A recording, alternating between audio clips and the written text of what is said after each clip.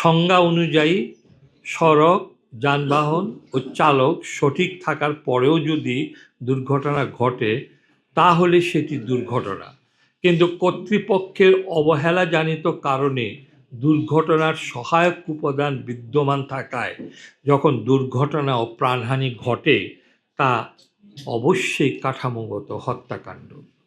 দেশের সড়ক ও সড়ক পরিবহন খাতে শৃঙ্খলা প্রতিষ্ঠার কাজে BRTA, BRTC, DTCA, Bangladesh police, city corporation, পৌরসভা ইত্যাদি প্রতিষ্ঠান জড়িত, কিন্তু এসব প্রতিষ্ঠানের মধ্যে সমন্বয়ের অভাব প্রকট, প্রাতিষ্ঠানিক অব্যবস্থাপনা এবং কাঠামোগত দুর্বলতা রয়েছে, জবাবদিহিতা নেই বললেই চলে। এইসব কারণেই সড়ক পরিবহনে শৃঙ্খলা প্রতিষ্ঠিত হচ্ছে না।